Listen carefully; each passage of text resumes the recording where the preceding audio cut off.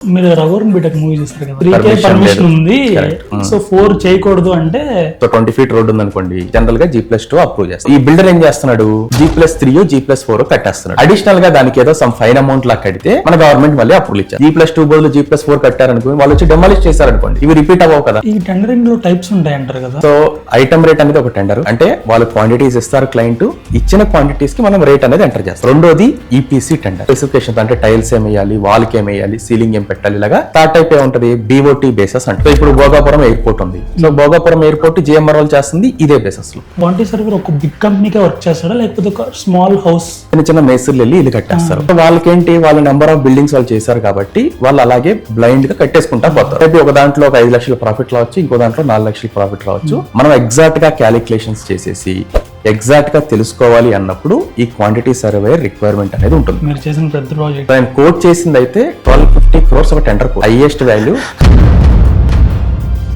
Civil engineering field లో career build చేయాలనుకుంటున్నారా? అయితే సివిల్ ఇంజనీరింగ్ ఫీల్డ్ లో చాలా స్కిల్స్ ఉన్నాయి. అయితే మీకు ప్రాపర్ గైడెన్స్ లేదా, ఏం స్కిల్ నేర్చుకోవాలి, ఎలా నేర్చుకోవాలి అనేది గైడెన్స్ లేదా, అయితే ఈ పాడ్కాస్ట్ మీకోసమే. ఈ రోజు మనతో పాటు ఉన్నారు సురేష్ సార్. సివిల్ ఇంజనీరింగ్ ఇండస్ట్రీలో ఇయర్స్ ఆఫ్ ఎక్స్పీరియన్స్తో tendering, estimation, quantity surveying and project management లాంటి కీ ఏరియాస్లో వర్క్ చేశారు. ఈ పాడ్కాస్ట్లో సివిల్ ఇంజనీర్స్కి ఉన్న career opportunities, quantity survey role, ఇండస్ట్రీలో యూజ్ చేసే టూల్స్ అండ్ స్టూడెంట్స్కి కాలేజ్ నుండి ఎలా ప్రిపేర్ అవ్వాలో అన్ని డీటెయిల్గా డిస్కస్ చేసాం. So without any delay let's start. Hi sir, welcome to our channel. Yeah, thank you అండి, thank you for welcome. Hello Suresh sir, first question ఏంటంటే, ఒక కోర్స్ చూస్ చేసుకోవాలన్నా లేదా ఒక కెరియర్ చూస్ చేసుకోవాలన్నా చాలామంది చాలా సజెషన్స్ ఇస్తారు. కరెక్ట్. మీరు సివిల్ ఇంజనీరింగ్ చూస్ చేసుకోవడానికి అసలు ఇన్స్పిరేషన్ ఏంటి, అసలు ఎలా వచ్చారు సివిల్ ఇంజనీర్లోకి? యా, సో బేసికల్గా నాకు అప్పట్లో ఎక్కువ ఉంది.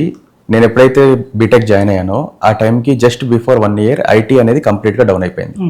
At the time of 2008-2009 crisis IT అనేది డౌన్ అయిపోయింది.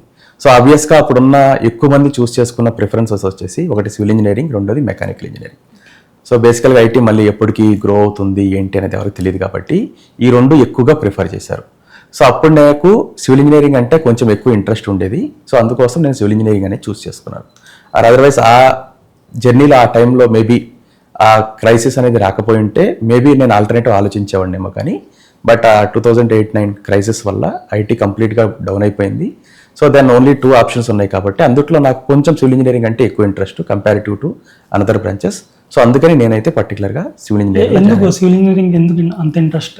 సో బేసికల్గా మా ఫాదర్ కూడా, యాక్చువల్గా మా ఫాదర్ చేసింది అయితే మేబీ ఇంటర్మీడియట్ దాకా చదివాడు, తర్వాత ఒక సివిల్ ఇంజనీరింగ్ కంపెనీలో వర్క్ చేశాడు. సో అట్లీస్ట్ ఒక 3-4 years వర్క్ చేశాడు. సో బాగానే జాబ్ చేశాడు, బాగానే ఎర్న్ చేశాడు. ఆ తర్వాత మా గ్రాండ్ ఫాదర్ చనిపోవటం వల్ల మా ఫాదర్ అక్కడి నుంచి బ్యాక్ వచ్చేయాల్సింది.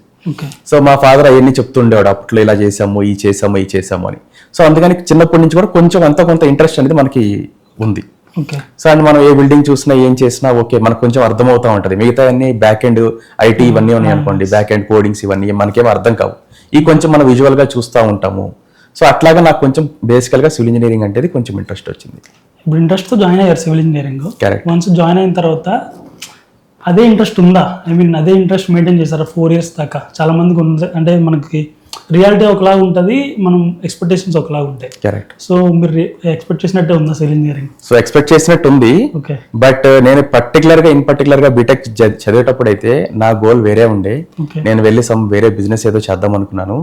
దెన్ అగైన్ మా ఫాదర్ నన్ను పుష్ చేశారు, నువ్వు ఆల్రెడీ జాబ్ అయితే చేస్తున్నావు కాబట్టి, అంటే సివిల్ ఇంజనీరింగ్ లో జాయిన్ అయ్యావు కాబట్టి లెట్స్ ట్రై, ఒక 2 years ట్రై చేయి, సివిల్ ఇంజనీరింగ్ జాబ్లోకి వెళ్ళి ట్రై చేయి, నీకు ఇష్టం ఉంటేనే చెయ్యి, లేకపోతే దెన్ వాట్ ఎవర్ బిజినెస్, మా ఫాదర్కి ఇప్పుడు బిజినెస్ రన్ అవుతుంది, అప్పటి నుంచే బిజినెస్ ఉంది, వాట్ ఎవర్ నీకు కావాలంటే నువ్వు అప్పుడైనా దీంట్లోకి షిఫ్ట్ అవ్వచ్చు. సో అని మా ఫాదర్ యాక్చువల్గా కొంచెం మోటివేట్ చేశారు వెళ్ళి చేయమని. సో అలా నేను సివిల్ ఇంజనీరింగ్లోకి వెళ్ళాను. బట్ వన్స్ నేను జాబ్లో జాయిన్ అయిన తర్వాత అయితే నాకు చాలా ఇంట్రెస్ట్ వచ్చింది.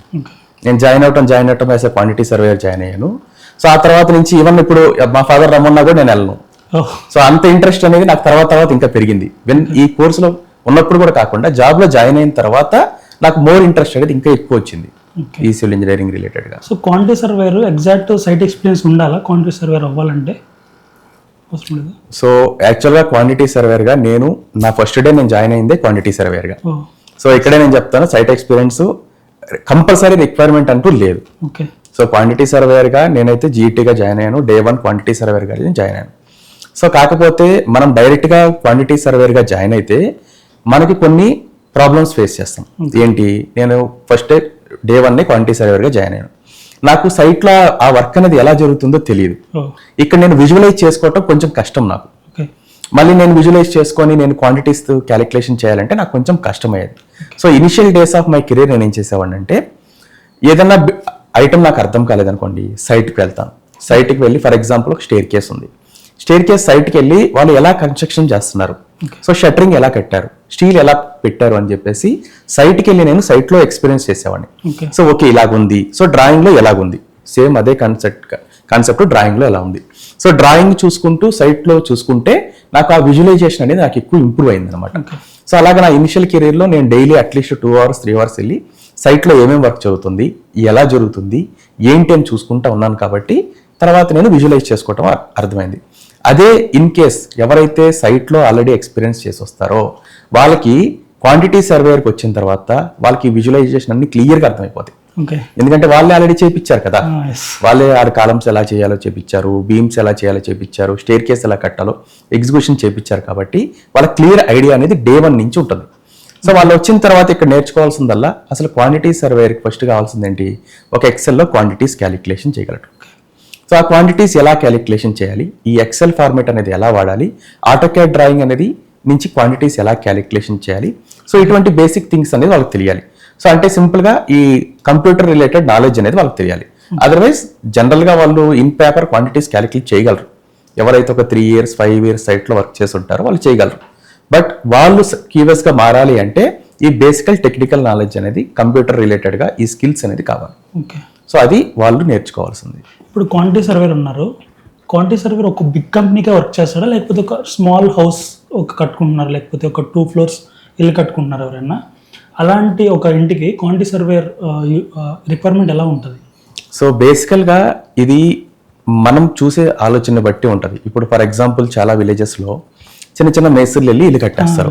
సో వాళ్ళకేంటి, వాళ్ళ నెంబర్ ఆఫ్ బిల్డింగ్స్ వాళ్ళు చేశారు కాబట్టి వాళ్ళు అలాగే బ్లైండ్గా కట్టేసుకుంటా పోతారు. మేబీ ఒక దాంట్లో ఒక 5 లక్షల ప్రాఫిట్ రావచ్చు, ఇంకో దాంట్లో 4 లక్షల ప్రాఫిట్ రావచ్చు. వాట్ ఎవర్ ఇట్ ఈస్, వాళ్ళు ఎంతో కొంత మిగులుతుంది కాబట్టి వాళ్ళు అలా చూసుకుంటూ వెళ్తారు. బట్ ద రైట్ వే మనం ఎగ్జాక్ట్గా క్యాలిక్యులేషన్స్ చేసేసి ఎగ్జాక్ట్గా తెలుసుకోవాలి అన్నప్పుడు ఈ క్వాంటిటీ సర్వేయర్ రిక్వైర్మెంట్ అనేది ఉంటుంది. సో ఈవెన్ 1 or 2 houses కట్టినా కూడా ఆ ఒక్క హౌస్ కోసం క్వాంటిటీ సర్వేయర్ అవసరం లేదు. కాకపోతే వాళ్ళు అటువంటి వాళ్ళు ఏం చేసుకుంటారు, ఒక సెంట్రల్ ఆఫీస్లో ఒక క్వాంటిటీ సర్వేని పెట్టుకొని ఈ 3 or 4 projects 5 projectsలో అన్నిటికీ కలిపి వీళ్ళే ఇక్కడి నుంచి ఆపరేట్ అనేది చేస్తారు. So based on requirement once in a month or 15 days ఒకసారి సైట్కి వెళ్ళి వెరిఫై చేసుకుంటారు. సో ఇలాగా కంపల్సరీ జనరల్గా క్వాంటిటీ సర్వేర్ అయితే అవసరం.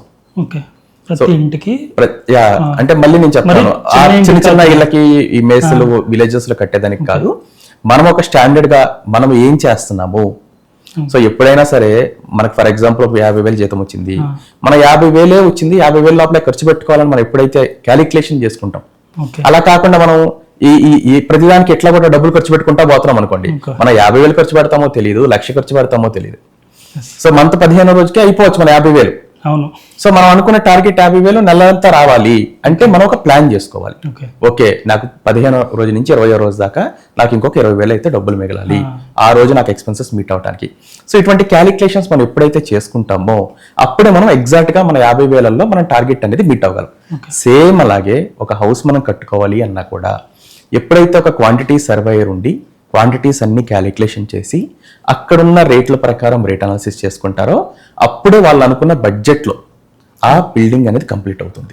సో ముందుగానే ఈ అనాలిసిస్ చేసుకొని మనకి ఎంత కాస్ట్ అవుతుంది ఈ హౌస్ అనేది ఎప్పుడైతే వాళ్ళకి అర్థమవుతుందో అప్పుడు మాత్రమే వాళ్ళు ఎగ్జాక్ట్గా పైన ఉన్న క్లయింట్కి వాళ్ళు కోట్ చేయగలరు. సో వీళ్ళు అనుకున్న బడ్జెట్లో కూడా వీళ్ళు కంప్లీట్ చేసుకోగలరు. అలా కాకుండా నా ప్రీవియస్ బిల్డింగ్ నాకు ఒక 5 లక్షల ప్రాఫిట్ వచ్చింది కదా అని అదే అమౌంట్ కోట్ చేస్తే మేబీ ఇప్పుడు రేట్లు పెరగచ్చు, ఆ బిల్డింగ్కి ఈ బిల్డింగ్ క్వాంటిటీస్ వేరియేషన్ రావచ్చు. సో 5 లక్షలు జీరో అయిపోతాను, మేబీ 1 lakh 2 lakh ప్రాఫిట్ రావచ్చు, కొన్ని కేసెస్లో నెగిటివ్ కూడా పోవచ్చు. బట్ ఇటువంటి అన్నీ రాకుండా మనం ఎగ్జాక్ట్గా ఒక ప్లాన్ ప్రకారం బిల్డింగ్ కంప్లీట్ చేయాలి అంటే ఒక క్వాంటిటీ సర్వేయర్ తోటి ఇవన్నీ చేయించుకోవడం నెసెసరీ. సో కొంచెం ఫైనాన్షియల్గా డిసిప్లిన్ ఉండాలి, ఇల్లు కట్టాలంటే మాత్రం క్వాంటిటీ సర్వేయర్ ఉండాలి. కరెక్ట్. సో ఏమవుతుందంటే కొన్ని బిల్డింగ్స్కి సేమ్ ప్లాన్ ఉంటుంది, బట్ ఒక కాంట్రాక్టర్ వచ్చినప్పుడు డిఫరెంట్ కొటేషన్స్ ఇస్తారు. సో అందుకే నేను క్వశ్చన్ అడిగాను, అంటే క్వాంటిటీ సర్వేర్ నేను రీసెర్చ్ చేసినప్పుడు ఒక క్వాంటిటీ సర్వేర్ ఉంటే స్టార్టింగ్ లోనే నీకు ఖర్చులన్నీ నువ్వు పెట్టేసుకొని నువ్వు ఆ ప్లాన్ పైగా వెళ్తావు అంట. కరెక్ట్. సో సమ్ టైమ్స్ ఏమవుతుంది, కొన్ని బిగ్ ప్రాజెక్ట్స్కి క్వాంటిటీ సర్వేర్ ఉన్నప్పుడు ఫస్ట్ ఒక కొటేషన్ సంథింగ్ ఒక క్యాలిక్యులేషన్ ఉంటుంది. ఒక 5 years తర్వాత కొంచెం డిలేస్ అయితే ఆ ప్రైజెస్ పెరుగుతాయంట. కరెక్ట్. అలా అలా ఎందుకు అవుతాయి? ఐ మీన్ క్వాంటిటీ ప్రైజెస్ పెరుగుతాయి అండ్ ల్యాండ్ ప్రైజెస్ ఇలా. క్వాంటిటీస్ ఎప్పుడు పెరగవండి. ఇనిషియల్ గా మనం ఎప్పుడైతే డ్రాయింగ్స్ అనేది ఫ్రీజ్ అవుతాయో, ఓకే, డ్రాయింగ్స్ అనేది జనరల్ గా ఎలా జరుగుతాయి అంటే ఇనిషియల్ గా డ్రాయింగ్స్ ఇస్తారు, ఎగ్జిక్యూషన్ టైంలో లిటిల్ బిట్ వేరియేషన్స్ వస్తాయి. ఓకే. సో ఎగ్జిక్యూషన్ టైంలో ఏవైతే వేరియేషన్స్ వస్తాయో దాన్ని బట్టికే క్వాంటిటీస్ అనేవి చేంజ్ అవుతాయి. ఓకే. ఫర్ ఎగ్జాంపుల్ ఇంతకుముందు ఇక్కడ వాల్ ప్లాన్ చేసాం, ఇప్పుడు డ్యూరింగ్ ఎగ్జిక్యూషన్ లో ఇక్కడ వాల్ కాదు నాకు ఏదో క్లాడింగ్ కావాలి అన్నారు, మేబీ ఇంకొకటి ఏదో పార్టీషన్ కావాలి అన్నారు. సో ఇటువంటివి క్లయింట్ ప్రిఫరెన్సెస్ చేంజ్ అయ్యే కొద్దీ, ప్రాజెక్ట్ ఎగ్జిక్యూషన్ అయ్యేటప్పుడు క్లయింట్ ప్రిఫరెన్సెస్ చేంజ్ అయ్యే కొద్దీ మనకి ఈ కాస్ట్ అనేది వేరియేషన్ వస్తుంది. ఆ ఐటమ్ వేరీ అవుతుంది, సబ్సిక్వెంట్ గా కాస్ట్ అనేది వేరీ అవుతుంది. అది పెరగచ్చు, తగ్గచ్చు. సో ఇది క్వాంటిటీ రిలేటెడ్ గా. సో క్వాంటిటీస్ అయితే డ్రాయింగ్ అనేది చేంజ్ అవ్వకపోతే, ఇనిషియల్ గా ఏవైతే క్వాంటిటీస్ ఉంటాయో ప్రాజెక్ట్ అయిపోయాక క్వాంటిటీస్ వేరియేషన్ ఏం రావు, కాస్ట్ అనేది కంపల్సరీ వేరియేషన్ వస్తుంది. సో సింపుల్ ఎగ్జాంపుల్, మీరు ఏదైనా కొనండి, ఈ రోజు మీరు సోప్ 10 రూపాయలు కొంటే రేపు 12 రూపాయలు ఉంటుంది, తర్వాత 14 రూపాయలు ఉంటుంది, తర్వాత 20 రూపాయలు ఉంటుంది. సో దీన్ని మార్కెట్ ఇన్ఫ్లేషన్ అంటారు. మార్కెట్ లో ప్రతి ఐటమ్ కి రేట్ అనేది వేరియేషన్ ఉంటుంది బై టైం. కొన్ని కేసెస్ లో తగ్గచ్చు, బట్ ఎక్కువ కేసెస్ లో రేట్స్ అనేవి పెరుగుతాయి. సో ఈ మార్కెట్ లో ఏవైతే రేట్ వేరియేషన్ ఉంటాయో, ఈ రేట్ వేరియేషన్ వల్ల మీరు ప్రాజెక్ట్ 5 సంవత్సరాల డ్యూరేషన్ అన్నారు. సో 5 సంవత్సరాలకు ముందు మీరు ఏ ఐటమ్ అయినా చూడండి, ఆ రేటుకి ఈ రోజు దొరుకుతుందా? దొరకదు. ఏ ఐటమ్ దొరకదు. 5 సంవత్సరాల ముందున్న రేటుకి ఏ ఐటమ్ ఈ రోజు దొరకదు.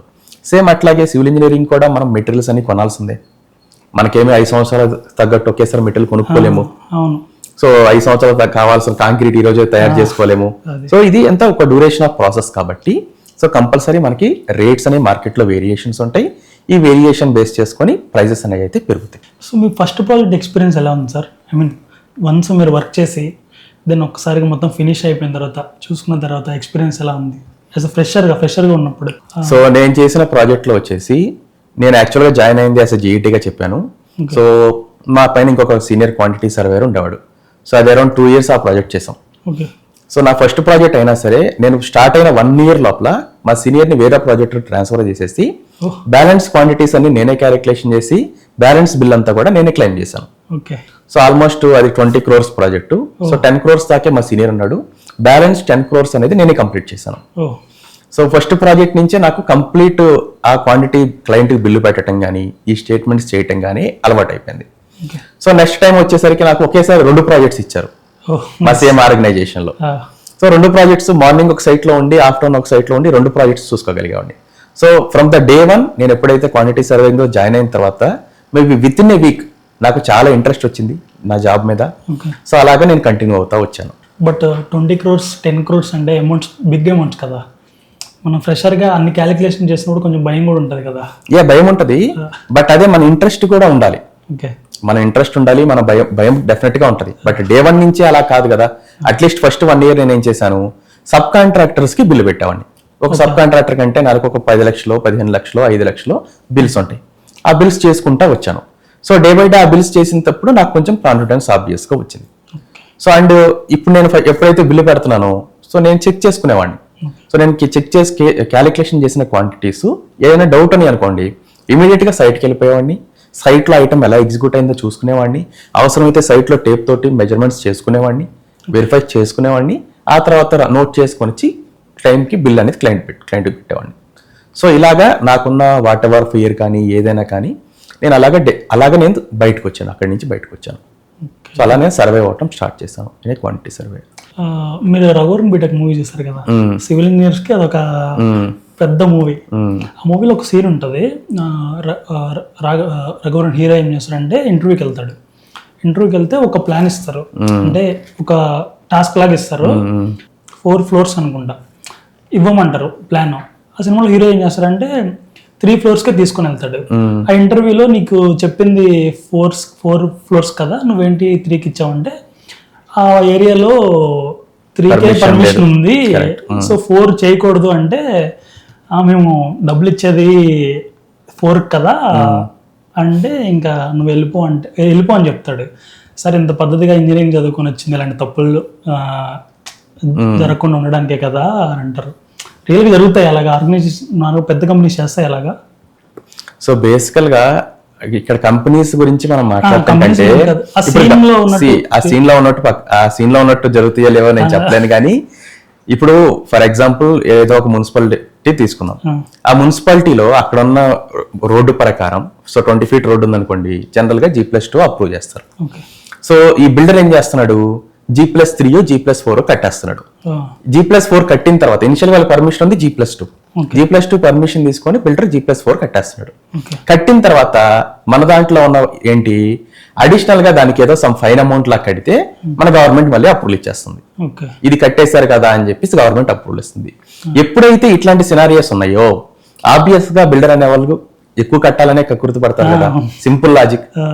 సో కాబట్టి అలా జరుగుతుంది. అంటే మన సిస్టమ్ లో ఉన్న ఈ లూప్ హోల్స్ అన్ని యూజ్ చేసుకొని ఇలా జరుగుతున్నాయి. అలా కాకుండా సిస్టమ్ స్ట్రిక్ట్ గా ఉందనుకోండి, G+2 బదులు G+4 కట్టారనుకోండి, వాళ్ళు వచ్చి డెమాలిష్ చేశారనుకోండి, ఇవి రిపీట్ అవ్వవు కదా, ఎవరు మళ్ళీ కట్టమన్నారు కదా, అయితే సివిల్ ఇంజనీరో లేకపోతే బిల్డరో ఎవరైతే వాళ్ళు కట్టమన్నారు కదా. కాకపోతే మన రకరకాల కండిషన్స్ వల్ల ఇక్కడ ఉన్న దాని వల్ల జరుగుతున్నాయి. ఆల్మోస్ట్ 70-80% అలాగే జరుగుతున్నాయి. అయితే సీన్ నిజమే ఆ మూవీలో సీన్. ఇప్పుడు ప్రజెంట్ ఏం చేస్తున్నారు సార్ క్వాంటిటీ సర్వేర్ నుంచి ఇప్పుడు? సో క్వాంటిటీ సర్వేయింగ్ రిలేటెడ్ గానే నేను ఇనిషియల్ చెప్పినట్టు ఒక కంపెనీలో చేశాను, 3.5 years చేశాను. తర్వాత నాకు వేరే కంపెనీలో ఆపర్చునిటీ వచ్చింది హైదరాబాద్ లో. సో అక్కడ నాకు ఒక ప్లానింగ్ ఇంజనీర్ గా ఆపర్చునిటీ వచ్చింది. సో నేను యాజ్ ఎ ప్లానింగ్ ఇంజనీర్ గా జాయిన్ అయ్యాను. 2019 లో కంపెనీలో జాయిన్ అయ్యాను. ఒక 2 years ప్లానింగ్ ఇంజనీర్ గా చేశాను. తర్వాత మా మేనేజ్మెంట్ ఎవరైతే ఉన్నారో, మా ఎండి గారు ఎవరైతే ఉన్నారో, నన్ను ఆ ప్లానింగ్ ఇంజనీర్ నుంచి తీసేసి వేరే హెవీ రోల్ నాకు ఇచ్చారు. సో ఒక టెండర్స్ కోట్ చేయమని చెప్పి రోల్ నాకు ఇచ్చారు. నేను ఆ రోల్కి వెళ్ళక ముందు ఆ రోల్లో 25 years ఎక్స్పీరియన్స్ ఉండే పర్సన్ ఉన్నారు. సో నాకు ఆ రోజుకి నా experience I think hardly 8 years experience. So 8 కూడా లేదు, 7 years ఎక్స్పీరియన్స్ ఆ రోజుకి. సో అప్పటికి ఓవరాల్ ఆ కంపెనీకి టెండర్స్ కి రేట్ అనాలిసిస్ చేయమని నాకు చెప్పారు. టు బి ఫెయిర్ ఆ రోజు అయితే నేను చేయగలను అనే నమ్మకం నాకు కూడా కంప్లీట్ గా లేదు. బట్ మా ఎండి గారు నన్ను నమ్మి నాకు ఆపర్చునిటీ ఇచ్చారు. లెట్స్ ట్రై, చూద్దాం, కొన్ని రోజులు చూద్దాం అని చెప్పి ఆపర్చునిటీ ఇచ్చారు. So I take it A challenge. So ఇది మంచి రోల్, అన్నిటికంటే బెటర్ రోల్ కదా, ఇంతకుముందు నేను చేసేదానికంటే ఇది మంచి రోల్. సో గ్రోత్ కూడా చాలా ఎక్కువ ఉంటుంది నాకు ఇఫ్ ఐ సస్టైన్ అని చెప్పేసి. సో నేను నెంబర్ ఆఫ్ బుక్స్ అనేవి చదువుకున్నాను. సో రేట్ అనాలిసిస్ అనేది నేను ఎలా చేయాలి, సో దానికి DSR అని ఒక బుక్ ఉంటుంది, ఢిల్లీ షెడ్యూల్ రేట్స్ అని, సెంట్రల్ గవర్నమెంట్ ఫాలో అయ్యే రేట్ అనాలిసిస్ ప్రొసీజర్ అనమాట. సో అది నేను స్టడీ చేసి అక్కడి నుంచి నేను అడాప్ట్ చేసుకోవటం. ముందు కూడా కొంత ఐడియా ఉంది, బట్ ఇన్ డీటెయిల్ గా ప్రతి ఐటమ్కి తెలియదు. సో అక్కడి నుంచి నేను స్టడీ చేసుకుంటూ నేను గెట్ ఆన్ అయిపోయాను. ఆల్మోస్ట్ విత్ ఇన్ 6 months మాకు 1 or 2 టెండర్స్ కూడా వచ్చినాయి, నేను కోట్ చేసిన tenders. So our management is very happy. And ఆ రోజు నుంచి ఇప్పటిదాకా సో నేనే మా కంపెనీకి లీడ్ రోల్ చూస్తున్నాను టెండర్ రేట్ అనాలిసిస్ రిలేటెడ్ గా. సో ఇప్పటికి కూడా నేను కంటిన్యూ చేస్తున్నాను. అసలు టెండరింగ్ ప్రాసెస్ ఎలా ఉంటుంది? సో టెండరింగ్ ప్రాసెస్కి వచ్చినప్పుడు, సో టెండరింగ్ అనేది ఫస్ట్ అంటే గవర్నమెంట్ ప్రైవేట్ 2 రకాలు ఉంటాయి. So if it is a government project, so government ప్రాజెక్ట్లో ఎలాగుంటుందంటే వాళ్ళు వాళ్ళ వెబ్సైట్స్లో NIT అనేది పబ్లిష్ చేస్తారు. అంటే టెండర్ ఇన్ఫర్మేషన్ అనేది దాంట్లో ఉంటుంది. సో దాంట్లో తర్వాత సబ్సిక్వెంట్ నెంబర్ ఆఫ్ డాక్యుమెంట్స్ అనేవి వెబ్సైట్లోనే ఉంటాయి. 10 years బ్యాక్ 15 years బ్యాక్ వేరేలాగా ఉండేది. ఇప్పుడు అన్ని గవర్నమెంట్స్ కూడా వెబ్సైట్లోనే పబ్లిష్ చేస్తాయి. సో ఒక్కొక్క స్టేట్ గవర్నమెంట్కి ఒక్కొక్క వెబ్సైట్ ఉంటుంది. e-procurement.ap అని, e-procurement.telangan అని, సో సెంట్రల్ గవర్నమెంట్కి e-procurement అని రకరకాల వెబ్సైట్స్ ఉంటాయి. సో ఆ వెబ్సైట్ లో మనం డైలీ వెరిఫై చేసుకుంటామంటే మనకి అక్కడ ఏమేమి టెండర్స్ పబ్లిష్ అయినాయి అని చెప్పేసి మనకు దొరుకుతుంది. సో పబ్లిష్ అయిపోయిన తర్వాత మనకి సూటబుల్ ఉండే టెండర్స్ చూసుకుంటాం. ఇప్పుడు ఫర్ ఎగ్జాంపుల్ మా కంపెనీ అరౌండ్ 300 crores కంటే పైన ఉండే టెండర్స్ చూస్ చేసుకుంటారు, కింద ఉండే టెండర్స్ వేయరు. సో ఫిల్టర్ పెట్టేసుకుంటారు మా వాళ్ళు. సో 300 crores కంటే పైన టెండర్స్ ఏమైనా పబ్లిష్ అయినాయా అని చెప్పి ఫిల్టర్ పెట్టుకుంటారు. సో అంతకంటే పైన ఉండే టెండర్స్ ఇండియా వైడ్ ఎక్కడైనా పబ్లిష్ అయితే అవి మా మేనేజ్మెంట్ దృష్టికి తీసుకెళ్తారు. తీసుకెళ్ళిన తర్వాత వాళ్ళు ఓకే ఈ లొకేషన్ మనం చేద్దామని డిసైడ్ అయితే ఆ తర్వాత దెన్ ఆ డాక్యుమెంట్స్ అనేవి మాకు షేర్ చేస్తారు. ముందు టెండర్ మనం క్వాలిఫై అవ్వాలి. సో టెండర్లో ఏముంటుందంటే, సో ఇప్పుడు 300 crores అనుకున్నాం ఎగ్జాంపుల్, 300 crores నేను డైరెక్ట్ గా చేయలేను, మీరు డైరెక్ట్ గా చేయలేరు. దానికి సర్టన్ క్వాలిఫికేషన్ కావాలి. ఎవరైతే 300 crores టెండర్ కి క్వాలిఫై అవుతారు అని చెప్పేసి వాళ్ళు కొన్ని కండిషన్స్ పెడతారు. సో ఇప్పుడు 300 crores టెండర్ అనుకోండి, దాంట్లో అట్లీస్ట్ 80% వాల్యూ అంటే మేబీ సంథింగ్ 250 crores 260 crores ఏదైతే వస్తుందో అంత వాల్యూ ఉన్న టెండర్ ఒకటైనా మనం కంప్లీట్ చేసి ఉండాలి ప్రాజెక్ట్. ఓకే. అట్లాగా కొన్ని కండిషన్స్ పెడతారు. ఈ కండిషన్స్ ఎవరైతే మీట్ అవుతారో వాళ్ళే ఆ టెండర్ కోట్ చేయడానికి ఎలిజిబుల్ అవుతారు. ఓకే. సో ఇప్పుడు ఫర్ ఎగ్జాంపుల్ మనం మీట్ అయ్యాం అనుకోండి, నెక్స్ట్ ప్రాసెస్ మనం ఏం చేస్తాం, సో టెండర్ డాక్యుమెంట్ అంతా చదువుకొని అక్కడ లోకల్ కండిషన్స్ అన్ని చదువుకొని తర్వాత ఒక్కసారి సైట్ విజిట్ చేసి సో సైట్లో కూడా కండిషన్స్ అన్ని బాగానే ఉన్నాయా, అక్కడ క్లియరెన్సెస్ అన్నీ ఉన్నాయా, సైట్లో ఏమన్నా ఇష్యూస్ ఉన్నాయా, ఇటువంటి అన్ని స్టడీ చేసి దెన్ మనం రేట్ అనాలిసిస్ అనేది చేస్తాం. సో వాళ్ళు ఏవైతే క్వాంటిటీస్ ఇచ్చారో ఆ క్వాంటిటీస్కి రేట్ అనాలిసిస్ అనేది చేస్తాం.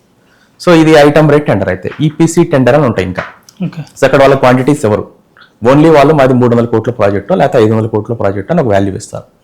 సో వాళ్ళకి కావాల్సిన రిఫరెన్స్ డ్రాయింగ్స్ ఇస్తారు. సో అవి కూడా ఓన్లీ ఆర్కిటెక్చరల్ డ్రాయింగ్స్ ఒక్కటే ఇస్తారు. దాన్ని బేస్ చేసుకొని అజంప్షన్ చేసుకొని ఫుటింగ్ ఎంత సైజ్ వస్తుంది, కాలమ్స్ ఎంత సైజ్ మనం పెట్టాల్సి వస్తుంది అనే అజంప్షన్ చేసుకొని క్వాంటిటీస్ మనం క్యాలిక్యులేషన్ చేసుకొని తర్వాత వచ్చిన క్వాంటిటీస్కి మళ్ళీ రేట్ అనాలిసిస్ చేసుకొని ఓవరాల్గా ఒక లంసమ్ ఫిగర్ అనేది కోట్ చేస్తాం. సో ఇక్కడ ఎక్కడ బ్యాకప్స్ ఏమి ఉండవు. అంటే వాళ్ళకి మనం సబ్మిట్ చేసేది వాళ్ళ 500 అంటే నేను 480 లేదా 520 కోట్ చేస్తాం. సో ఇలాగా ఒక్కొక్క డిపార్ట్మెంట్కి ఒక్కొక్క ప్రొసీజర్ అనేది ఉంటుంది. సో ఇదే ప్రైవేట్ వర్క్ అనుకోండి, వాళ్ళు ఏం చేస్తారు, వాళ్ళకి తెలిసిన ఒక 4-5 వెండర్స్కి వాళ్ళు ఎంక్వైరీ పంపిస్తారు. సో ఈ ప్రాజెక్ట్ ఉంది సో అండ్ సో లొకేషన్లో మీరు కోట్ చేయండి అని చెప్పేసి 4-5 మెసేజ్ పెడతారు, మెయిల్ పెడతారు బేసికల్గా. సో పెట్టిన మెయిల్ చూసుకొని మనం ఆ ప్రాజెక్ట్ ఇంట్రెస్ట్గా ఉంటే మనం వర్కౌట్ చేసుకొని టెండర్ అనేది కోట్ చేస్తాం. సో ఇలాగా ఈ టెండర్ ప్రాసెస్ అనేది నడుస్తుంది. ఈ టెండరింగ్లో టైప్స్ ఉంటాయి అంటారు కదా, ఈ లంసమ్ మనలో ఏమైనా టైప్స్ ఉంటాయా నార్మల్గా? సో ఐటమ్ రేట్ అనేది ఒక టెండర్. ఓకే. సో అంటే వాళ్ళు క్వాంటిటీస్ ఇస్తారు, క్లయింట్ ఇచ్చిన క్వాంటిటీస్కి మనం రేట్ అనేది ఎంటర్ చేస్తాం. ఓకే. సో వీటిల్ని ఐటమ్ రేట్ టెండర్ అంటారు. రెండోది ఈపీసీ టెండర్. ఈపీసీ టెండర్ అంటే వాళ్ళకి కావాల్సిన స్పెసిఫికేషన్స్ అన్నీ ఇస్తారు. ఓకే. వాళ్ళ బిల్డింగ్ ఏ స్పెసిఫికేషన్స్ అంటే టైల్స్ ఏం వేయాలి, వాల్కి ఏం వేయాలి, సీలింగ్ ఏం పెట్టాలి, ఇలాగా స్పెసిఫికేషన్స్ అన్నీ ఇస్తారు. అండ్ ఆర్కిటెక్చరల్ డ్రాయింగ్స్ మాత్రమే ఇస్తారు. సో ఈ రెండింటిని బేస్ చేసుకొని మనమే స్ట్రక్చర్ డిజైన్ చేస్తే మనకి కాలం సైజ్ ఎంత వస్తుంది, ఫుటింగ్ సైజ్ ఎంత వస్తుంది అనేవి ప్రతి క్వాంటిటీస్ మనమే క్యాలిక్యులేషన్ చేసుకోవాలి. సో ఇలాగ క్వాంటిటీస్ అన్ని క్యాలిక్యులేషన్ చేసుకొని మళ్ళీ రేట్ అనాలిసిస్ చేసుకొని రేట్ కోట్ చేస్తాం. ఇది second type of tender, rate EPC tender. So item రేట్లోనేమో వాళ్ళు క్వాంటిటీస్ ఇస్తారు, ఇక్కడ అసలు ఏమీ ఇవ్వరు, మొత్తం మనమే క్వాంటిటీస్ చేసుకోవాలి, మనమే రేట్స్ చేసుకోవాలి, మొత్తం కలిపి ఫైనల్గా బాల్ పార్క్ ఫిగర్ అనేది కోట్ చేస్తాం. సో ఇవి కాకుండా థర్డ్ టైప్ ఏముంటుంది, బీఓటీ బేసెస్ అంటాం. సో బీఓటీ అంటే built, operate and transfer. Okay. So ఇప్పుడు భోగాపురం ఎయిర్పోర్ట్ ఉంది. సో భోగాపురం ఎయిర్పోర్ట్ జిఎంఆర్ వాళ్ళు చేస్తుంది ఇదే బేసెస్లో. సో వాళ్ళే బిల్డ్ చేస్తారు, వాళ్ళ డబ్బులతోటే, వాళ్ళ సొంత డబ్బులతోటే బిల్డ్ చేస్తారు. భోగాపురం ఎయిర్పోర్ట్ అలాగే జరుగుతుంది. Hyderabad GMR airport, Hyderabad airport కూడా అలాగే జరుగుతుంది. వేరే ప్రైవేట్ కంపెనీ బిల్డ్ చేస్తుందా? వేరే ప్రైవేట్ కంపెనీ బిల్డ్ చేస్తుంది. సో ఒక ప్రైవేట్ కంపెనీ అని కాదు, గవర్నమెంట్ ఏమంటది, నేను ఇక్కడ బిల్ట్ అండ్ ఆపరేట్ బేసిస్ ఈ టెండర్ పిలుస్తున్నాను, ఎవరు ఇంట్రెస్ట్ గా ఉన్నారు. సో ప్రజెంట్ మనం చూసుకుంటే నెల్లూరులో రాబోయే ఎయిర్పోర్ట్ కూడా టెండర్ అదే బేసిస్ లో పిలిచారు. So I think 28th 27th recent గా పిలిచారు. సో బీఓటీ బేసిస్ లోనే పిలిచారు. సో వాళ్ళు దానికి కూడా కొన్ని కండిషన్స్ అడుగుతారు. ఇప్పుడు నెల్లూరు దానికి ఐ థింక్ 500 crores క్యాపిటల్ మన దగ్గర ఉండాలి అని చెప్పేసి అడిగారు.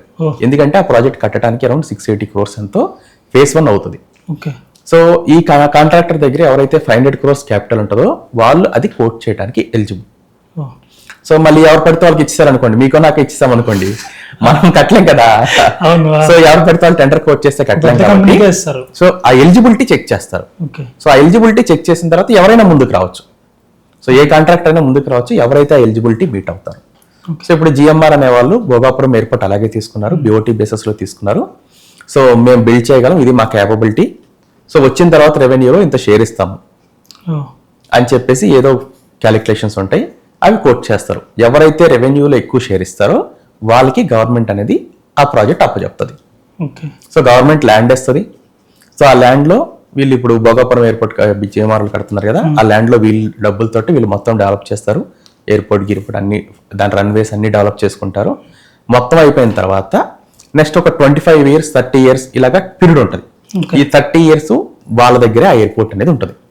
సో ఇక్కడ ఏం చేస్తారు, ఎవరైతే ప్యాసింజర్ ఆ ఎయిర్పోర్ట్ నుంచి ప్యాసింజర్ ఎవరైతే ఫ్లై చేస్తారో ఆ ప్యాసింజర్ టికెట్ల నుంచి వీళ్ళకి రెవెన్యూ వస్తుంది. చాలా లాంగ్ టర్మ్ ప్లాన్ కదా. లాంగ్ టర్మ్ ప్లానింగ్ మరి 25-30 years తీసే షార్ట్ టర్మ్ ప్లాన్ కాదు. అవును. సో ఇప్పుడు వీళ్ళు వేల కోట్లు పెట్టి కడుతున్నారు కదా, మరి రెవెన్యూ అంతా ఎప్పుడు రావాలి? 1 year 2 years లో రాలేదు కదా. సో అందుకని ఇది లాంగ్ టర్మ్ ప్లాన్ ఉంటుంది. సో వీటిని బిల్డ్, ఆపరేట్, ట్రాన్స్ఫర్ వీళ్ళే కడతారు, వీళ్ళే ఎయిర్పోర్ట్ ని రన్ చేస్తారు అండ్ ఆ తర్వాత ట్రాన్స్ఫర్ చేస్తారు. ఒక 30 years పీరియడ్ అయిపోయిన తర్వాత అది కంప్లీట్ గా గవర్నమెంట్ కి అప్పచెప్పేస్తారు. సో ఇది ఇంకొక టైప్ ఆఫ్ టెండర్స్. ఇప్పుడు మీరు చెప్పారు కదా టెండరింగ్ చేసినప్పుడు ఒక బడ్జెట్ ఇస్తామని, సమ్ టైమ్స్ ఆ బడ్జెట్ దాటిపోతుంది. అసలు కామన్ ప్రాబ్లమా అది? నార్మల్ గా జరుగుతుంటుందా? అంటే ఆ మూవీలో చూపిస్తారు బడ్జెట్ అక్కడ ఎగ్జిక్యూట్ చేసే ఇంజనీర్ సంథింగ్ వేరే డిఫరెంట్ డిజైన్ చేయగానే మొత్తం పగలగొట్టేసి హీరో ఏమో వెళ్ళి బడ్జెట్ మన దగ్గర ఉన్న దాంట్లో అయితే అతనేమంటాడంటే CEO కొంచెం ఎక్కువైనా పర్లేదు, గవర్నమెంట్ ప్రాజెక్ట్ కదా మనకు మిగిలిపోయినా పర్లేదు చేసేసి అంటాడు. నిజంగా అలా క్రాస్ అయిపోతుందా బడ్జెట్? అవుతాయండి, 100% అవుతాయి. మనం ఇందాక 3 types ఆఫ్ టెండర్స్ మాట్లాడుకున్నాం కదా.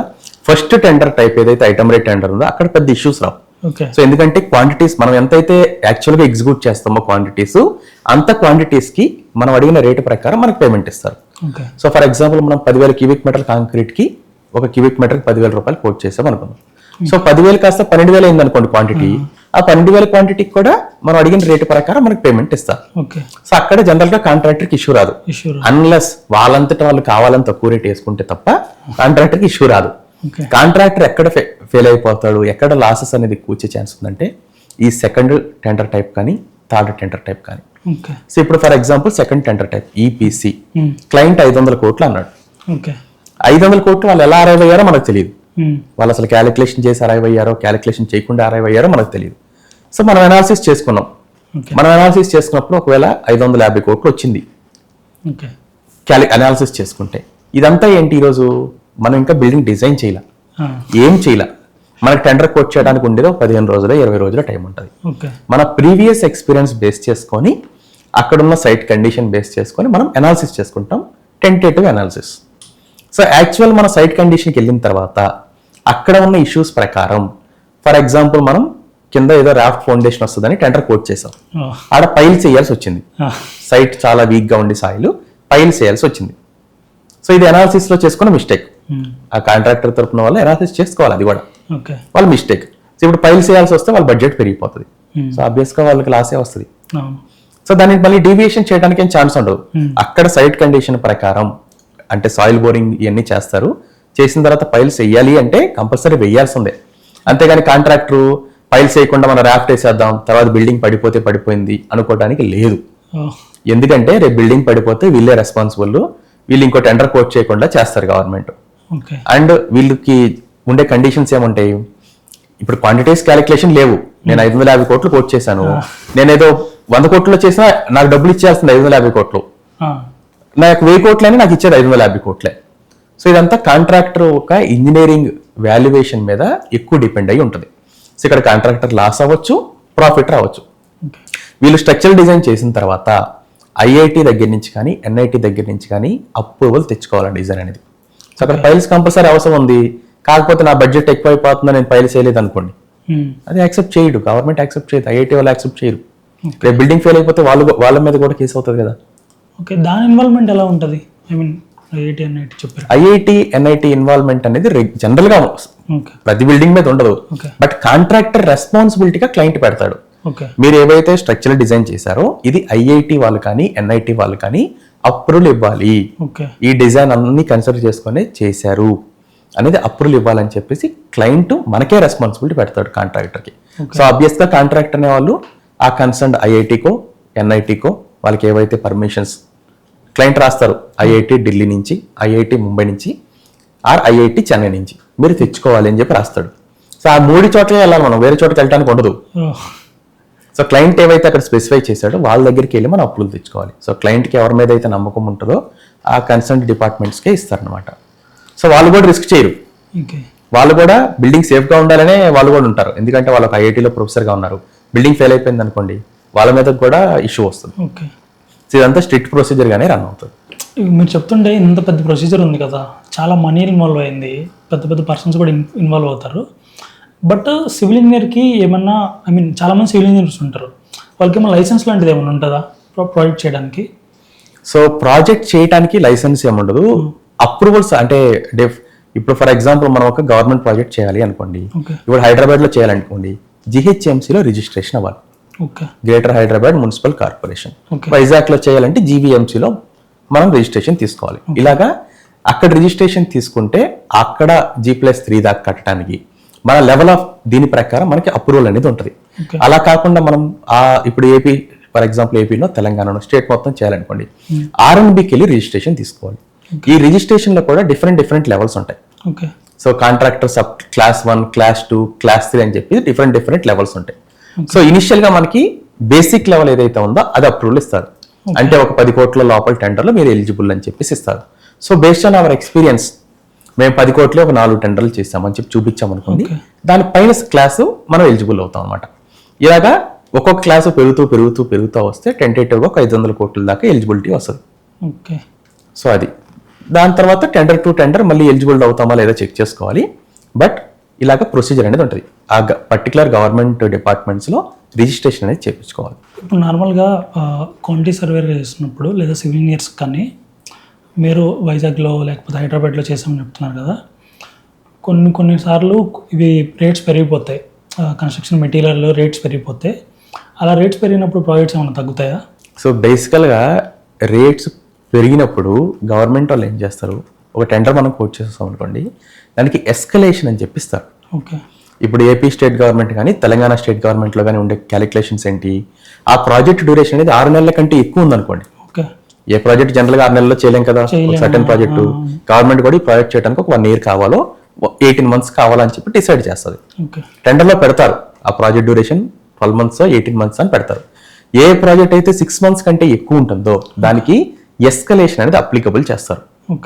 సో అంటే మార్కెట్లో ఏవైతే రేట్స్ వేరియేషన్ ఉంటాయో అవి కాంట్రాక్టర్కి రీయింబర్స్ చేస్తారు. సో ఇది ఏపీలో కానీ తెలంగాణలో కానీ మనకున్న ప్రొసీజర్. ఇదే సెంట్రల్ గవర్నమెంట్ ప్రాజెక్ట్స్ అనుకోండి, ఎయిర్పోర్ట్స్ కానీ రైల్వే స్టేషన్స్ కానీ సిపిడబ్ల్యూడి వాళ్ళు చేసే ఏ ప్రాజెక్ట్స్ కైనా సరే 18 months మినిమం టైం పెడతారు. ప్రాజెక్ట్ డ్యూరేషన్ అనేది 18 months కంటే ఎక్కువ ఉందనుకోండి, అప్పుడు కాంట్రాక్టర్కి ఎస్కలేషన్ అనేది పే చేస్తారు. 10cc అంటారు. సో ఏవైతే యాక్చువల్ టెంటేటివ్గా రకరకాల క్యాలిక్యులేషన్స్ ఉంటాయండి, బట్ మనకి ఏదైతే కాస్ట్ పెరుగుతుందో మార్కెట్లో రేట్లు పెరగటం వల్ల ఏదైతే కాస్ట్ పెరుగుతుందో అవంతా కాంట్రాక్టర్కి రీయింబర్స్ చేస్తారు. లేకపోతే ఏ కాంట్రాక్టర్ కూడా 5 సంవత్సరాల ప్రాజెక్టులు, 2 సంవత్సరాల ప్రాజెక్టులు, 4 సంవత్సరాల ప్రాజెక్టులు కమిట్ అవ్వలేరు.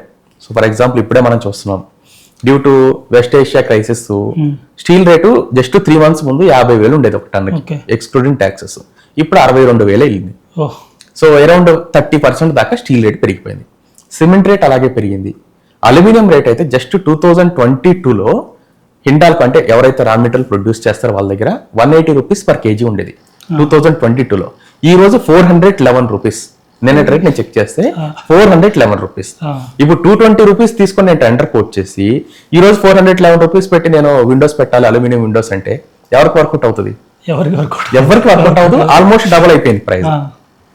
సో ఇటువంటివి ఉంటాయి, ఖచ్చితంగా ఇటువంటి వేరియేషన్స్ అనేవి ఉంటాయి. Duration of the project base చేసుకొని అక్కడ ఆ రోజు ఉన్న కండిషన్స్ బేస్ చేసుకొని ఇటువంటి రేట్ ఇంక్రీజ్ అనేవి ఉంటాయి. సో ఇవి కాంట్రాక్టర్ తట్టుకొని, ఇప్పుడు కాంట్రాక్టర్కి ఫర్ ఎగ్జాంపుల్ 100 కోట్ల ప్రాజెక్ట్ అనుకుందాం, ఒక 5 కోట్లు లాస్ వచ్చింది అనుకుందాం. సరే కాంట్రాక్టర్ ఎట్టకోట చేస్తాడు. 100 కోట్ల ప్రాజెక్ట్లో 20 కోట్లు లాస్ వస్తే కాంట్రాక్టర్ ఏం చేస్తాడు? ఆ ప్రాజెక్ట్ ఆపేయడానికి ట్రై చేస్తాడు. మరి ఆ ప్రాజెక్ట్ కంప్లీట్ అవ్వదు కదా. ఎవరైతే ఎండ్ యూజర్ ఉంటారో వాళ్ళకి కూడా ప్రాజెక్ట్ కంప్లీట్ అవ్వడం ఇంపార్టెంటే కదా. సో అందుకని వాళ్ళు కూడా ఈ రేట్ వేరియేషన్ ఏదైతే ఉంటుందో అది జనరల్గా రియంబర్స్ చేస్తారు. సో ఈవెన్ ప్రైవేట్ ప్రాజెక్ట్స్లో కూడా వాళ్ళు మేజర్ ఐటమ్స్ సిమెంట్కి, ఆర్ఎంసీకి, స్టీల్కి ఇటువంటి మేజర్ ఐటమ్స్ ఏవైతే ఉంటాయో వాటికి రేట్ ఎస్కలేషన్ అనేది ఇస్తారు. సో లేకపోతే ఇన్ని ప్రాజెక్టులు నడవు, ఎవరు చేయలేరు కూడా. సో 100 కోట్ల ప్రాజెక్ట్ అనుకోండి, ముందే 150 కోట్లు కోట్ చేస్తారు. రేపు అది 110లోనే అవ్వచ్చు. సో ఇటువంటి అబ్నార్మల్గా కోట్ చేస్తారనే ఉద్దేశంతో మ్యాక్సిమం 90% ఆఫ్ ద టెండర్స్ ఈ కన్సిడరేషన్స్ అన్ని ఫాలో అయ్యి ఎస్కలేషన్ అనేది ఇస్తారు. గవర్నమెంట్ చేంజెస్ ఉంటాయి కదా, 5 years తర్వాత గవర్నమెంట్ మారుతుంది, వాళ్ళు కొన్ని ప్రాజెక్టులు అనౌన్స్ చేస్తారు మామూలుగా, ఇంకో గవర్నమెంట్ వచ్చేస్తుంది, కొన్ని ప్రాజెక్ట్స్ ఆపేస్తారు. నార్మల్గా జరుగుతాయి ఇవి. ఇలాంటి జరిగినప్పుడు ఆర్గనైజేషన్కి చాలా లాస్ ఉంటుంది కదా. ఒక ప్రైవేట్ కంపెనీ వాడేం చూసుకుంటాడంటే వాడు ప్రాఫిట్స్ చూసుకుంటాడు, బట్ గవర్నమెంట్స్ అలా ఉండవు కదా. సో అలా అనుకుంటారు మీరు, but there are certain rules. Okay. So మన ఇండియన్ కాన్స్టిట్యూషన్స్ ప్రకారం ఒక రూల్ ఉంది, ఏంటో తెలుసా? ఇప్పుడు ఒకవేళ టెండర్ అనేది నాకు అవార్డు అయింది అనుకుందాం, ఒక 100 crores టెండర్ నాకు అవార్డు అయింది అనుకుందాం. అవార్డు అయిన తర్వాత నేను వెళ్ళి ప్రాజెక్ట్ స్టార్ట్ చేస్తాను. ఓకే. సో ప్రాజెక్ట్ స్టార్ట్ చేసిన తర్వాత నేను దాంట్లో ఆర్ఎంసీ ప్లాంట్ పెడతాను, లేబర్ని మొబిలైజ్ చేస్తాను, నా ఆఫీస్ పెట్టుకుంటాను, లేబర్ క్యాంప్ పెట్టుకుంటాను. ఇటువంటి అన్ని సెటప్ చేసిన తర్వాత ఒక 20 కోట్ల వర్క్ నేను చేశాను. 20 కోట్ల వర్క్ చేసిన తర్వాత మీరు అన్నట్టు ఏదో కారణంతో, వాట్ ఎవర్ కారణం, అది గవర్నమెంట్ చేంజ్ అవనండి, లేకపోతే క్లయింట్ దగ్గర ప్రైవేట్ క్లయింట్ అయ్యి వాళ్ళ దగ్గర ఫండింగ్ లేకుండా ఉండండి, ఏదైనా కారణం చేత వర్క్ ఆపేమన్నారు. సో యాజ్ ఏ కాంట్రాక్టర్ నేనేం చేశాను, 100 కోట్ల ప్రాజెక్ట్ నేను చెయ్యాలి అని చెప్పేసి నేను మిషనరీని మొబిలైజ్ చేశాను, మ్యాన్ పవర్ని మొబిలైజ్ చేశాను, అన్ని మొబిలైజ్ చేశాను. సో దీంట్లో మనం కానీ కోర్టుకి కేసు వేస్తే ఆ టెండర్ ప్రకారం, ఇప్పుడు మన స్టేట్ గవర్నమెంట్స్ ప్రకారం అయితే 13.615% కాంట్రాక్టర్ ఓవర్ హెడ్స్ కి ప్రాఫిట్స్ కి కలుపుతారు వాళ్ళు. సెంట్రల్ గవర్నమెంట్ ప్రకారం అయితే 15% వాళ్ళు contractor over heads and profits కి కలుపుతారు. ఈ కాంట్రాక్ట్ వాల్యూ 100 కోట్లు ఏదైతే ఉందో దీంట్లో 20 కోట్ల వర్క్ ఆల్రెడీ చేశాం కదా, బ్యాలెన్స్ 80 కోట్లు నేను ఇంకా వర్క్ చేయాల. కానీ ఈ 80 కోట్ల మీద 13.615% ఆర్ 15% ఏదైతే ఉందో అది నేను క్లెయిమ్ చేసుకోవచ్చు. అది మన లాలో ఉంది. చాలా మందికి తెలియదు కానీ మన లాలో ఉంది. మన లా ప్రకారం కాంట్రాక్టర్ అక్కడికి మరి ఎందుకు వెళ్ళాడు, 100 కోట్లు చేస్తే నాకు ఈ 13.5 కోట్లు లేకపోతే 15 కోట్లు నాకు నా ఓవర్ హెడ్స్ కానీ నా ప్రాఫిట్ కానీ నేను మీట్ అవుతాననే వెళ్ళాడు.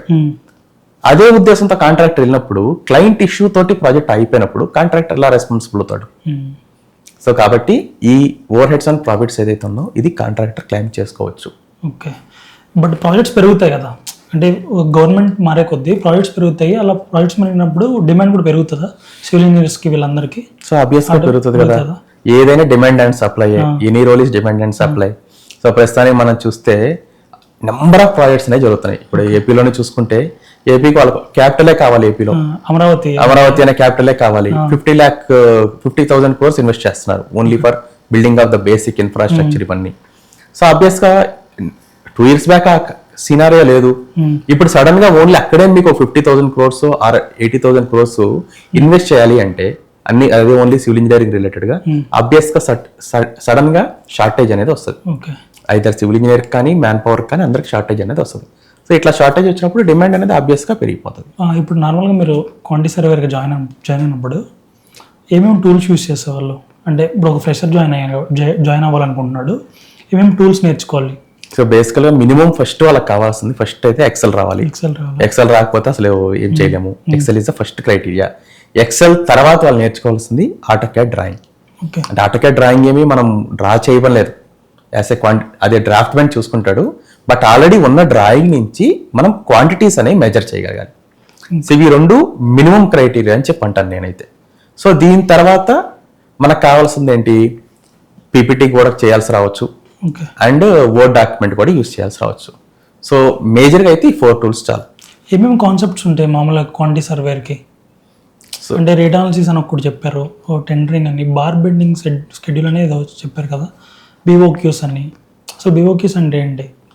సో ఒక క్వాంటిటీ సర్వేయర్ అనేవాళ్ళు ఎక్కువ మంది ఏమనుకుంటారంటే సైట్లో క్లయింట్కి బిల్లు పెట్టడమే క్వాంటిటీ సర్వేయర్ ఒక రోల్ అనుకుంటారు. సో క్వాంటిటీ సర్వేయర్ అనేవాళ్ళు అక్కడ ఒక్క చోటే కన్ఫైవ్ అవ్వరు. అది క్వాంటిటీ సర్వేయర్ ఒక డిఫరెంట్ రోల్స్లో అదొక part. So quantity surveyor role first ఎక్కడ స్టార్ట్ అవుతుందంటే, ఫస్ట్ క్లయింట్ ఎవరైతే ఉంటారో, ఫర్ ఎగ్జాంపుల్ ఎవరో ఒక ఎక్స్ క్లయింట్ అనుకుందాం, ఆ క్లయింట్ ఒక బిల్డింగ్ అనేది కట్టాలి. ఓకే, వాళ్ళు ఇక్కడ ఆల్రెడీ బిల్డింగ్ ఉంది, ఫర్ ఎగ్జాంపుల్ హైదరాబాద్లో బిల్డింగ్ ఉంది, వాళ్ళు ఇంకో బ్రాంచ్ విజయవాడలో పెట్టాలనుకుంటున్నారు, 3rd బ్రాంచ్ వైజాగ్లో పెట్టాలనుకుంటున్నారు. సో ఇలాగ నెంబర్ ఆఫ్ బిల్డింగ్ చోట వాళ్ళు కన్స్ట్రక్షన్ చేయాలి అన్నప్పుడు వాళ్ళకి కూడా ఒక సివిల్ ఇంజనీరింగ్ వింగ్ అనేది ఉండాలి. ఒకటే బిల్డింగ్ అనుకోండి, జస్ట్ ఒక పిఎంసీని పెట్టుకుంటారు అయిపోతుంది. ఇలా నెంబర్ ఆఫ్ బిల్డింగ్స్ వాళ్ళు ఎక్స్పాండ్ అవుతున్నారు అనుకున్నప్పుడు వాళ్ళ దగ్గర కూడా సర్టన్ సివిల్ ఇంజనీర్స్ ఉండాలి. సో అందుట్లో కంపల్సరీ ఆ బిల్డింగ్ కట్టాలంటే ఎంత కాస్ట్ అవుతుందని అనాలిసిస్ చేసే వాళ్ళు క్వాంటిటీ సర్వేర్ కాబట్టి అక్కడ ఫస్ట్ క్లయింట్ దగ్గర ఒక క్వాంటిటీ సర్వేర్ అనే వాళ్ళు ఉంటారు. మినిమం వాళ్ళు చేసే నెంబర్ ఆఫ్ ప్రాజెక్ట్స్ ప్రకారం 1 ఉండొచ్చు, 5 ఉండొచ్చు, వాళ్ళ చేసే ప్రాజెక్ట్స్ ప్రకారం ఉంటారు. సో ఇది ఫస్ట్ క్లయింట్ సైడ్ కావాలి. నెక్స్ట్ క్లయింట్ ఒక ప్రాజెక్ట్ చేయాలి అంటే వాళ్ళు ఏం చేసుకుంటారంటే ఒక పిఎంసీని పెట్టుకుంటారు. సో ఎందుకంటే వీళ్ళు ఆ ప్రాజెక్ట్ ఎగ్జిక్యూషన్ కోసమే ఒకేసారి ఎక్కువ మందిని డిప్లాయ్ చేయలేరు కాబట్టి, ఆ ప్రాజెక్ట్ అయిపోయినాక మళ్ళీ వాళ్ళందరినీ ఏం చేయాలో తెలియదు కాబట్టి ఒక పిఎంసీ అనే వాళ్ళు పెట్టుకుంటారు. వీళ్ళు ఏం చేస్తారు, ఆన్ బిహాఫ్ ఆఫ్ క్లయింట్ వాళ్ళ ప్రాజెక్ట్ని ఎగ్జిక్యూషన్ చేపిస్తారు కాంట్రాక్టర్ చేత.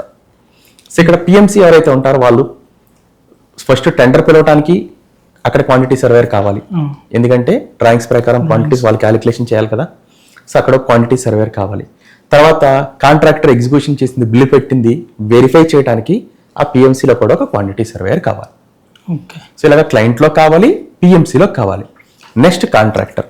సో కాంట్రాక్టర్కి వచ్చారనుకోండి, ఇందాక మీరు చెప్పినట్టు నేను చేస్తుంది టెండర్స్లో.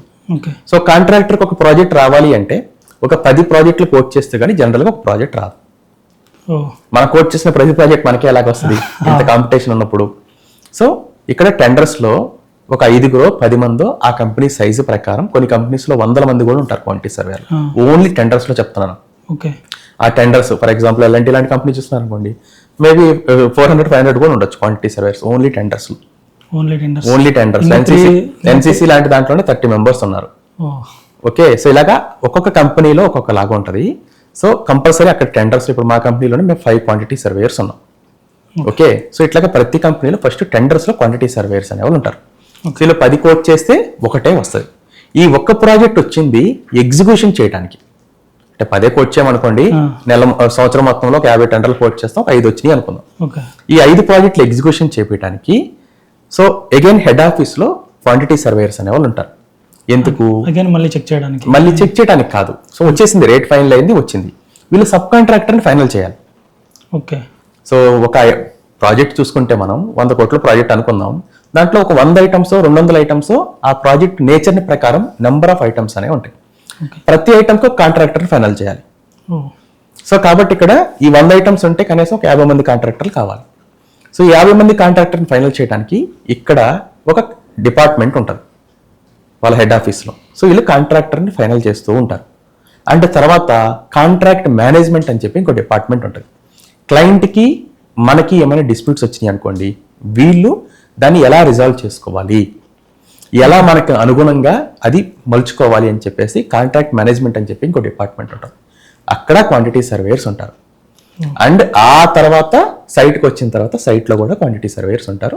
క్లయింట్కి బిల్స్ పెట్టడం కానీ, ప్లానింగ్ రిలేటెడ్ డాక్యుమెంట్ షేర్ చేయడం కానీ అక్కడ కూడా క్వాంటిటీ సర్వేయర్స్ ఉంటారు. సో క్వాంటిటీ సర్వేయర్ అంటే ఒక రోల్ కాదు, ఇలాగ నెంబర్ ఆఫ్ రోల్స్ ఉన్నాయి.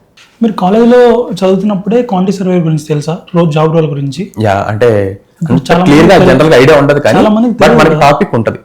ఒక సబ్జెక్ట్ అయితే ఉంది quantity surveying related subject. So నాకు యాక్చువల్గా ఆ సబ్జెక్ట్ చదువుతున్నప్పుడు కూడా నాకు మిగతా అన్నిటికంటే అది కొంచెం ఇంట్రెస్టింగ్ అనిపించింది. ఏమన్నా అది కొంచెం క్యాలిక్యులేషన్స్ లాగా ఉన్నా కూడా మిగతా వాటికంటే ఆ సబ్జెక్ట్ అనేది ఇంట్రెస్టింగ్ గా ఉంది నేను బీటెక్ చదువుతున్నప్పుడు ఇన్ పర్సనల్. బట్ చాలా మందికి క్వాంటిటీ సర్వేయర్ రోల్ ఐడియా అంటే పెద్ద అవేర్నెస్ లేదు కదా. అవును. సో సివిల్ ఇంజనీరింగ్ జాబ్ అంటే జనరల్ గా సైట్ లో ఉండాలి, ఆ ఎండ్లో ఉండాలి, అవి చేయాలి అని చెప్పేసి ఎక్కువ మంది అనుకుంటారు. బట్ క్వాంటిటీ సర్వేయర్ అనేది one of the major role.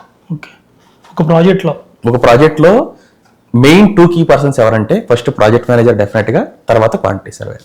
So మీ ఫస్ట్ జాబ్ వచ్చింది కదా, కాలేజ్లోనే వచ్చిందా మీకు అది? Yeah, college placement. ఎలా ఉంది ఆ ప్రాసెస్? అంటే అప్లై చేయడం, ఆ ఇంటర్వ్యూ ప్రాసెస్, ఇంటర్వ్యూలో ఏమేమి అడిగారు మిమ్మల్ని, ఎన్ని రౌండ్స్ ఉంటాయి నార్మల్ గా? సో మాకైతే ఫస్ట్ రిటర్న్ టెస్ట్ ఒకటి పెట్టారు. సో ఎందుకంటే మేము ఐ థింక్ 120 మెంబర్స్ ఉన్నాం మా బ్యాచ్ లో. రిటర్న్ టెస్ట్ పెట్టి ఒక 30 మెంబర్స్ ఎంతమంది షార్ట్ లిస్ట్ చేశారు. ఈ 30 మెంబర్స్ షార్ట్ లిస్ట్ చేసిన తర్వాత మా కాలేజీలోనే 1 లెవెల్ ఆఫ్ ఇంటర్వ్యూ అనేది జరిగింది. సో ఆ ఇంటర్వ్యూ అయిన తర్వాత మేబీ 18 మెంబర్స్ ఎంతమందో షార్ట్ లిస్ట్ చేశారు. ఈ 18 మెంబర్స్ కి 3rd రౌండ్ అనేది వాళ్ళ కంపెనీకి పిలిపించుకున్నారు. సో వాళ్ళ కంపెనీకి పిలిపించుకున్న తర్వాత ఈ 18 మెంబర్స్ లో 6 మెంబర్స్ ని షార్ట్ లిస్ట్ చేశారు. చాలా ఫిల్టర్ చేశారు. ఫిల్టర్ చేశారు. 120 నుంచి 6 మెంబర్స్ వచ్చారంటే ఫిల్టర్ చేసినట్టే కదా. అంటే ఏమేమి క్వశ్చన్స్ అడుగుతారు అంటే? సో బేసికల్ గా బేస్డ్ ఆన్ అంటే రోల్ అనేది మనం అప్పుడే జీఈటీగా ఉంటాం కదా, మనకు అప్పుడు దాకా ఎక్స్పీరియన్స్ ఉండదు కాబట్టి మన రోల్లో అడగరు. బేసికల్ గా అడిగేది మనల్ని మనకి ఏదైతే సబ్జెక్ట్ ఇంట్రెస్ట్ గా ఉందే అనే ఫస్ట్ అడుగుతారు. ఎందుకంటే మనకి అప్పటిదాకా చేస్తే మనం అదే కదా, మనం చదివాం కదా, అంతే కదా. సో మన 4 years లో మనకి ఏదైతే క్వాంటిటీ సర్వేయింగ్ అంటే ఒక సివిల్ ఇంజనీరింగ్ లో ఏ సబ్జెక్ట్ మనకి ఇంట్రెస్ట్ గా ఉందనేది చూస్తారు. ఆ ఇంట్రెస్ట్ ఉన్న సబ్జెక్ట్ అడుగుతారు వాళ్ళే, నీకు ఏ సబ్జెక్ట్ మీద ఎక్కువ ఇంట్రెస్ట్ ఉంది, అది ఎక్కువ నాలెడ్జ్ ఉందని అడుగుతారు. సో దాని మీద ఎక్కువ క్వశ్చన్స్ అడుగుతారు. సో అపార్ట్ ఫ్రమ్ దట్ మనం చేసిన ప్రాజెక్ట్ మీద క్వశ్చన్స్ అడుగుతారు. సో అదర్ దాన్ దట్ ఈ 2 కాకుండా 1 or 2 క్వశ్చన్స్ కావాలని పక్కనే అడుగుతారు. కానీ బట్ ఎక్కువ ఇంటర్వ్యూ క్వశ్చన్స్ అయితే మనల్ని అడుగుతారు, మీకు ఏ సబ్జెక్ట్ మీద ఎక్కువ నాలెడ్జ్ ఉందని ఆర్ ఇంట్రెస్ట్ ఉందని అడుగుతారు, దాని మీదే క్వశ్చన్స్ అడుగుతారు. ఆర్ఎస్ మన ప్రాజెక్ట్ మీద, మనం చేసిన ప్రాజెక్ట్ మీద అడుగుతారు. ఎలా ఉంది ఒకసారి జాబ్ రాగానే బీటెక్ అంటే మీరు 6 మెంబర్స్లో మీరు ఒకళ్ళు జాబ్ వచ్చింది మీకు కూడా, ఆ ఫీలింగ్ చాలా బాగుంటది కదా, కాలేజ్ క్లాస్ లోనే జాబ్ రాగానే ఆఫర్ లెటర్ చూడగానే కరెక్ట్ ఇంట్లో ఒక్కసారిగా కరెక్ట్. Situations change. సో యాక్చువల్గా నేను ఇందాక మీకు చెప్పినట్టు జస్ట్ జాబ్ కి 2 months ముందు దాకా కూడా నాకు జాబ్ చేయాలని లేదు, బట్ మా ఫాదర్ ఎంకరేజ్ చేయడం వల్ల నేను దీంట్లోకి వచ్చాను. సో వచ్చిన తర్వాత లక్కీగా నాకు ఆ జాబ్ వచ్చేసింది, ఫస్ట్ లోనే జాబ్ వచ్చింది. సో డెఫినెట్ గా ఐ ఫీల్ట్ హ్యాపీ. అండ్ దానికంటే కూడా నేను జాబ్ లో జాయిన్ అయిన తర్వాత ఎక్కువ హ్యాపీగా ఫీల్ అయ్యాను. అదే జాబ్ లో జాయిన్ అయిన తర్వాత నేను సైట్ ఇంజనీర్ గా ఉండుంటే నేను డెఫినెట్ గా 1 year కూడా చేసేవాడిని కాదు. టు బి ఫేర్, ఫ్రాంక్ గా చెప్తున్నాను. ఒక క్వాంటిటీ సర్వర్ లోకి వెళ్ళాను కాబట్టి నాకు ఎక్కువ ఇంట్రెస్ట్ వచ్చింది దాని మీద. సో అందుకని నేను ఇప్పుడు అరౌండ్ 13.5 years నుంచి కంటిన్యూ చేస్తాను. 13 years ఎక్స్పీరియన్స్ లో పెద్ద ప్రాజెక్ట్ మీరు చేసిన పెద్ద ప్రాజెక్ట్? సో చేసిన ప్రాజెక్ట్స్ అంటే నేను క్వాంటిటీ సర్వర్ గా సైట్ లో చేసిన ఓన్లీ ఐ థింక్ 3 projects చేశాను. సో తర్వాత నుంచి నేను అన్ని హెడ్ ఆఫీసెస్ లోనే చేశాను. సో నేను కోట్ చేసింది అయితే 1250 crores ఒక టెండర్ కోట్ చేశాను. Highest value 1250 crores. అంత హ్యాండిల్ చేసినప్పుడు భయం లేదా అంత అమౌంట్ ఒకసారిగా? సో అంతకుముందు అంతా 400-500 crores నెంబర్ ఆఫ్ కోట్ చేశాం కాబట్టి సో వేయలేదు. లక్నోలో ఒక టెండర్ కోట్ చేసాం, కన్వెన్షనల్ సెంటర్ గవర్నమెంట్ది, 1250 crores ఏమో కోట్ చేసాం. వారణాసి ఎయిర్పోర్ట్ ఒకటి కోట్ చేసాం, 1050 crores కోట్ చేసాం. సో 1000 దాటినే 2 కోట్ చేసాం. బట్ చాలా మందికి సివిల్ ఇంజనీరింగ్కి డిమాండ్ లేదు, బ్రాంచెస్ కూడా చాలా కాలేజీలో తీసేస్తున్నారు. ఓన్లీ ఏఎంఎల్ సిఎస్సి పెరిగిపోతున్నాయి కదా, సిఎస్సి బ్రాంచెస్ పెరిగిపోతున్నాయి కదా. సో అలాంటి వాళ్ళకి ఏం చెప్తారు? నిజంగా డిమాండ్ ఉంది. సో డిమాండ్ అయితే ఖచ్చితంగా ఉందండి, 100% ఉంది. ప్రజెంట్ డిమాండ్ లేకుండా లేదు. కాకపోతే ఏంటంటే అంటే మన వాళ్ళకి అవేర్నెస్ లేక ఒక సివిల్ ఇంజనీరింగ్ అంటే ఎండ్లో చేయాలి, అదే ఐటీ వాళ్ళంటే ఒక ఆఫీస్లో కూర్చొని ఏసీలో కూర్చొని చేస్తారు. సో ఇటువంటి థింక్ చేసేసి వాళ్ళు ఇంట్రెస్ట్ చూపించలేదు, యాజ్ ఏ స్టూడెంట్ గానే ఇంట్రెస్ట్ చూపించలేదు. బట్ డిమాండ్ అయితే మీరు జనరల్గా చెక్ చేయండి. మన ఇండియన్ గ్రోత్ డిపెండ్ అయ్యేది మేజర్ పారామీటర్స్. ఫస్ట్ అగ్రికల్చర్ మీద, సెకండ్ ఇండస్ట్రియల్ వర్కర్స్ మీద. ఓకే, ఇండస్ట్రియల్ వర్కర్స్ లో సివిల్ ఇంజనీరింగ్ కానీ ఆర్ ఇక్కడ పనిచేసే లేబర్ కానీ వీళ్ళందరూ వస్తారు. సో ఇండియా గ్రోత్ తోనే one of the major parameter అనేది ఈ ఇండస్ట్రియల్ వర్కర్స్ మీద ఉంది. అంటే ఈ కన్స్ట్రక్షన్ కూడా దాంట్లో one of the major role. So ఎక్కువ జాబ్స్ ఐటీ మహా అయితే మన ఇండియా మొత్తం మీద కూడా కలిపి నాకు తెలిసి 25 lakh జాబ్స్ ఉంటాయి మహా అయితే. సో సివిల్ ఇంజనీరింగ్ జాబ్స్ అంతకంటే తక్కువ ఎట్టి పరిస్థితుల్లో లేవు, అంతకంటే ఎక్కువే ఉంటాయి. అట్లీస్ట్ అంతకంటే తక్కువ అయితే ఉండవు. సో ఈక్వల్ అనుకుందాం అట్లీస్ట్ అనస్ నోట్. బట్ కాకపోతే ఈ స్టూడెంట్స్ అనే వాళ్ళకి దీని మీద ఇంట్రెస్ట్ లేక తెలియక కానీ రకరకాల కారణాల వల్ల కానీ. సో దీంట్లో కూడా సివిల్ ఇంజనీరింగ్లో కూడా so quantity surveyor is 1 role. తర్వాత డిజైన్ చేసేవాళ్ళు, ఆర్కిటెక్ట్గా ఉండేవాళ్ళు, సో వాళ్ళు కంప్లీట్ రిలేటెడ్ టు ఐటీ లాగే ఉంటారు. వాళ్ళు కూడా వాళ్ళకి శనివారం సెలవు ఉంటుంది, ఆదివారం సెలవు ఉంటుంది. మేబీ క్వాంటిటీ సర్వేర్ ఉండకపోవచ్చు కానీ వీళ్ళు కన్స్ట్రక్షన్ కంపెనీలో ఉంటారు. కానీ బట్ ఎవరైతే ఆర్కిటెక్ట్ గా వర్క్ చేస్తారో వాళ్ళకి సాటర్డే సండే హాలిడేస్ ఉంటాయి. And same equal to IT లైఫే ఉంటుంది వాళ్ళది కూడా. నెక్స్ట్ స్ట్రక్చరల్ డిజైనర్స్ ఉంటారు, వాళ్ళు కూడా ఆఫీస్లో కూర్చొని వర్క్ చేస్తారు. నెక్స్ట్ బిమ్ కోఆర్డినేటర్స్ అండ్ బిమ్ వాళ్ళు ఉంటారు, వాళ్ళు ఆఫీసెస్ లో కూర్చొని వర్క్ చేస్తారు. సో సివిల్ ఇంజనీర్స్ లో కూడా వేరే సైడ్ ఆఫ్ ద ఫీల్డ్ ఉంది, వేరే సైడ్ ఆఫ్ ఫీల్డ్ ఉంది. బట్ అది చాలా మందికి అవేర్నెస్ లేదు. సో ఈ సైడ్ ఉంది, ఈ సైడ్ కూడా జాబ్స్ ఉన్నాయి, ఇటువంటి ఆపర్చునిటీస్ కూడా ఉన్నాయి. సో ఐటీ లాగే ఇక్కడ కూడా ఉంటాయి. సో ఓన్లీ ఎండ్లోనే చేయాలని, సైట్ ఎగ్జిక్యూషన్ చేయాలనేది తెలియదు, అదే అనుకుంటున్నారు చాలా మంది. కానీ అది కాకుండా ఇంకా డిఫరెంట్ వేరే ఫీల్డ్స్ ఉన్నాయి, వేరే ఇవన్నీ ఉన్నాయని తెలియదు చాలా మందికి. సో దానివల్ల జాయిన్ అవ్వట్లేదని నేను అనుకుంటున్నాను. సివిల్ ఇంజనీర్ అవ్వాలంటే ప్యాషన్ బాగుండాలా, లేదా అందరు ఐటీ జాబ్ లాగే ఒక బెటర్ వర్క్ లైఫ్ బ్యాలెన్స్ ఉండేది అని వెళ్ళాలా? ప్యాషన్ ఉంటే బెటరా? సో ప్యాషన్ ఉంటే మనం తొందరగా గ్రో అవుతామండి. సో వర్క్ లైఫ్ బ్యాలెన్స్ చూసుకుంటే మనం గ్రోత్ అనేది స్లోగా ఉంటుంది. సో ఎక్కువ ఈ సివిల్ ఇంజనీర్స్ ఏంటంటే మనకి ఐటీ లాగా ఏంటంటే ఎంఎన్సీ కంపెనీస్ ఎక్కువ ఉండవండి. ఇప్పుడు మన ఇండియాలోనే చూసుకుంటే హార్డ్లీ 4-5 కంపెనీసే ఎంఎన్సీ కంపెనీస్ ఉన్నాయి. మిగతావన్నీ కూడా ఓనర్ డ్రివెన్ కంపెనీస్ ఉంటాయి. సో అంటే ఓనరే ఆ కంపెనీని ఆర్గనైజ్ చేస్తాడు. ఎక్కువ కంపెనీస్ ఇలాంటి కంపెనీసే ఉంటాయి. సో ఇటువంటి కంపెనీస్ ఉన్నప్పుడు ఆబ్వియస్గా వాళ్ళు మనం ఎలా వర్క్ చేస్తున్నాము, మన సిన్సియారిటీ ఎలాగుంది, మనం కంపెనీకి ఏం బెనిఫిట్ చేస్తున్నాము, మన వల్ల కంపెనీ గ్రోత్ ఏముంది అనేది చూస్తారు. సో దాన్ని బేస్ చేసుకొని మనం మన ప్యాషన్ తోటి, మన ఇంట్రెస్ట్ తోటి మనం వర్క్ చేసినప్పుడే మనకు ఆ కెరీర్ గ్రోత్ అనేది కూడా వస్తుంది. ఈ ఏఐ వల్ల ఏమైనా హెల్ప్ అవుతుంది సివిల్ ఇంజనీర్స్కి? సో ఏఐ వల్ల డెఫినెట్గా హెల్ప్ అవుతుంది, ఖచ్చితంగా హెల్ప్ అవుతుంది. సో రీసెంట్గానే నేను కూడా ట్రై చేస్తున్నాం. సో ఇంకా మేము యాక్చువల్గా ఒక సాఫ్ట్వేర్ అయితే కొన్నాం, న్యూటన్ అని చెప్పేసి ఒక సాఫ్ట్వేర్ కొన్నాం. ఆ సాఫ్ట్వేర్ నుంచి క్వాంటిటీస్ అనేవి ఆటోమేటిక్గా క్యాలిక్యులేషన్ చేయించాట. ఓకే, సో బట్ ఇంకా ట్రై చేయలేదు, రేపు మా సిస్టంలో ఇన్స్టాల్ చేస్తున్నారు. సో వాళ్ళు వచ్చి డెమో ఇచ్చారు. సో మా ఆఫీస్ వాళ్ళు కొన్నారనమాట. సో అది కానీ వచ్చింది అనుకోండి, ఈ నా దగ్గర ఎవరైతే పనిచేస్తున్నారో వాళ్ళకి చాలా ఈజీ అయిపోతుంది. ఓకే. సో నా దగ్గర ఇంకొక ఇద్దరు సివిల్ ఇంజనీర్స్ పనిచేస్తారు, వాళ్ళిద్దరు వాళ్ళు క్వాంటిటీస్ చేయటమే రోజు వాళ్ళ పని. ఓకే. నేను రేట్ అనాలిసిస్ చేస్తుంటాను, వాళ్ళు క్వాంటిటీస్ తీసిస్తారు నాకు. సో వాళ్ళకి అట్లీస్ట్ ఒక టెండర్ క్వాంటిటీస్ తీయడానికి సర్టైన్ ఒక 300 నుంచి 500 కోట్ల టెండర్ కనీసం 10 days పడుతుంది వాళ్ళకి.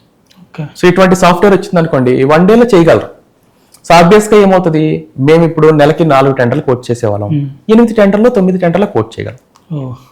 సో నెంబర్ ఆఫ్ టెండర్స్ మనం ఎక్కువ పార్టిసిపేట్ చేసినప్పుడు మనకు వచ్చే టెండర్స్ కూడా ఎక్కువ ఉంటాయి. సో ఆబ్వియస్గా గ్రోత్ అనేది ఇంక్రీజ్ అయ్యే ఛాన్స్ ఉంటుంది. సో ఇది కాకుండా ఏమైనా మీరు గూగుల్ జెమినైలోకి వెళ్ళినా ఆరు ఏ టూల్లోకి వెళ్ళినా కూడా, చాట్ జీపీటీలో దేనికి వెళ్ళినా కూడా మీకు ఒక ఐటమ్ గురించి తెలియలేదు అనుకోండి, క్లయింట్ ఇచ్చిన స్పెసిఫికేషన్ ఐటమ్లో పేస్ట్ చేసి మనం కొడితే దాన్ని నీట్గా దీంట్లో ఈ కాంపోనెంట్ ఉంది, ఈ కాంపోనెంట్ ఉంది, ఇది ఉంది, ఈ 4 కలిపితే ఈ ఐటమ్ అనేది తయారవుతుంది అని చెప్పేసి అంత డీటెయిల్గా చెప్తుంది. యాజ్ వెల్ యాజ్ ఒక ఐటమ్కి మనం రేట్ అయ్యామనుకోండి, 90% ప్రతి ఐటమ్కి అది రేట్ కూడా ఇస్తుంది. బట్ అది మనం డైరెక్ట్గా డిపెండ్ అవ్వలేము. ఎందుకు డిపెండ్ అవ్వలేము, మనం ఊర కాంక్రీట్కి రేట్ ఇవ్వమని అడుగుతాం. కాంక్రీట్లో మనకి ఏమేమి ఉంటాయి, సిమెంట్ ఉంటుంది, శాండ్ ఉంటుంది, అగ్రిగేట్ ఉంటుంది, అండ్ లిక్విడ్ ఏదో వేస్తారనమాట. సో ఫర్ ఎగ్జాంపుల్ ఈ శాండ్ రేటు హైదరాబాద్ లో ఒక టన్నుకి 2000 రూపీస్ ఉంటుంది, విజయవాడలో 500. ఎందుకంటే పక్కనే కృష్ణా రివర్ ఉంది కదా, సో వాళ్ళకి చీప్ వస్తుంది. హైదరాబాద్ లో రివరే లేదు, వాళ్ళకి ఎక్కడో 250 కిలోమీటర్స్ నుంచి శాండ్ రావాలి. సో అదేం చేస్తుంది, డైరెక్ట్ గా కాంక్రీట్ రేట్ అని మనం అడిగితే అది ఒక క్యూబిక్ మీటర్కి 5000 6000 ఒక రేట్ ఇచ్చేస్తుంది. సో అదే మనకి ఇక్కడికి అక్కడికి ఎంత తేడా ఉంది, సిమెంట్ రేట్ ఇందా శాండ్ రేట్ ఇందా మనం చూస్తున్నాం ప్రకారం 1500 రూపీస్ ఒక టన్నుకి డిఫరెన్స్ ఉంది. సో మరి ఒక క్యూబిక్ మీటర్ కాంపోనెంట్ ప్రకారం డిఫరెన్స్ వస్తుంది కదా, ఒక 1000 రూపాయలు లొకేషన్ ప్రకారం. సో కాబట్టి దాన్ని మనం బ్లైండ్ గా డిపెండ్ అవ్వలేము, మన సైట్ కండిషన్ ప్రకారం మనం చేసుకోవాలి. బట్ ఒక ఫెయిర్ ఐడియా మనకి ఇస్తుంది, మనకు తెలియని ఐటమ్ కూడా ఇలా చేసుకోండి అని చెప్పేసి ఒక ఐడియా ఇస్తుంది. అగైన్ మనం ఇంకా రీసెర్చ్ చేసుకొని మనం రీసెర్చ్ చేసుకొని అది కరెక్టా కాదా అని రీసెర్చ్ చేసుకోవచ్చు. బట్ ఒక బేసిక్ ఐడియా అయితే ఇస్తుంది మనకి. ఓకే. నాకు ఇన్ని ఎలా తెలుసు అండి, మా నాన్న కూడా కాంట్రాక్టరే. ఓకే. మా నాన్న కూడా కాంట్రాక్టరే, హైదరాబాద్లో చేస్తాడు, ఇప్పుడు మంగళలో కూడా చేస్తాడు. బెస్ట్ మూమెంట్ ఏంటంటే కన్స్ట్రక్షన్లో చేసే వాళ్ళకి ఏదైనా ఒక బిల్డింగ్ కట్టినా లేకపోతే వెళ్ళేటప్పుడు అది దానికి నేను వర్క్ చేస్తాను అని చెప్తా ఉండేవాడు అనమాట. ఓకే. మీకు అలాంటి మూమెంట్స్ ఏమైనా ఉన్నాయి, ఒక పెద్ద ప్రాజెక్ట్ చేసి? సో యాక్చువల్గా నేను ఒక క్వాంటిటీ సర్వేగా లో అది కూడా టెండర్స్ కోట్ చేసేవాళ్ళం కాబట్టి మేము యాక్చువల్గా బ్యాక్ ఎండ్ లోనే ఉంటాం. మా front face of the building మాది ఎప్పుడు కనిపించదు. ఆ టెండర్ రావటం మటుకే మా రెస్పాన్స్ మేము ఉంటాం కానీ, బట్ ఆ ప్రాజెక్ట్ కంప్లీట్ చేసిన దాంట్లో మేము ఉన్నాం. బట్ డెఫినెట్ గా ఫస్ట్ స్టెప్ మేమే వేసేది, ఎందుకంటే ఆ టెండర్ రావాలంటే మా రోల్ ఉంటది కదా. ఎందుకంటే ఫస్ట్ ల్యాండ్ చూస్తారు మీరు, చూస్తారు తర్వాత అంటే ఆ టెండర్ మాకు రావాలంటే, ఆ కంపెనీకి రావాలంటే మా రోల్ ఉంటది కదా డెఫినెట్ గా. సో అక్కడ మా స్టెప్ ఉంటది కానీ ఫ్రంట్ ఫేస్ అనేది మా స్టెప్ ఉండదు. బట్ ఆబ్వియస్ గా ఇప్పుడు ఫస్ట్ ఎయిర్పోర్ట్ మాకు వచ్చినప్పుడు that is a different happiness. మా కంపెనీ అప్పుడు దాకా ఒక ఎయిర్పోర్ట్ కూడా చేయలేదు, మా సార్ ఒక ఎయిర్పోర్ట్ చేయాలనుకున్నారు, వచ్చింది. So they are happy, we're happy. So ఇట్లా ఒక ప్రాజెక్ట్ వచ్చిందంటే ఆబ్వియస్ గా దాంట్లో మా రోల్ ఉంటుంది కాబట్టి డెఫినెట్ గా మేము హ్యాపీగా ఫీల్ అవుతాం. ఆ ప్రాజెక్ట్ తర్వాత ఫుల్ గా కంప్లీట్ అయినా కూడా అది చూడగానే మనకు ఒక హ్యాపీనెస్ వస్తుంది. ఓకే, టెండర్ నేనే కదా తెప్పించాను అనే ఒక కాన్ఫిడెన్స్, ఒక హ్యాపీనెస్ అనేది వస్తుంది యాక్చువల్గా. బెస్ట్ మూమెంట్ ఏంటి మీ మొత్తం ఈ జర్నీలో గుర్తుండిపోయే ఏదైనా ఒక best moment? So best moment ఏంటంటే ఒక క్వాంటిటీ సర్వే నుంచి ప్లానింగ్ ఇంజనీర్కి వచ్చాను, అక్కడి నుంచి ఈ టెండరింగ్ రేట్ అనాలిసిస్ చేసేదానికి వచ్చాను కదా, ఆ జర్నీయే నా బెస్ట్ మూమెంట్. నేనైతే నా అంతటి నేనైతే వచ్చేవాడిని కాదు, మా మేనేజ్మెంట్ నేను చేయగలనని నమ్మి వాళ్ళే తీసుకొచ్చారు నన్ను. ఇప్పుడు నాకు ఎవరికైనా మనం ప్రూవ్ చేసుకోవాలంటే మనకు ఒక ఆపర్చునిటీ కావాలి. ఆపర్చునిటీ రాకపోతే మనం ఎలా ప్రూవ్ చేసుకుంటాం? మనంతా మనం చేస్తూ ఉంటే కాదు కదా. నాకు ఫస్ట్ ఆపర్చునిటీ వచ్చింది, తర్వాత ప్రూవ్ చేసుకునే ఆప్షన్ వచ్చింది. సో ఆపర్చునిటీ ఎప్పుడైతే వచ్చిందో నేను ప్రూవ్ చేసుకోగలిగాను. సో ఇది నా కెరీర్ లో కూడా మెయిన్ గ్రోత్. అబ్వియస్గా నా శాలరీ అలాగే గ్రో అయింది, నా కెరీర్ కూడా అలాగే గ్రో అయింది. సో క్వాంటిటీ సర్వే నుంచి టెండర్స్ లోకి వచ్చి రేట్ అనాలిసిస్ చేయడం అనేది నా కెరీర్ లో కల్లా మెయిన్ మైల్ స్టోన్.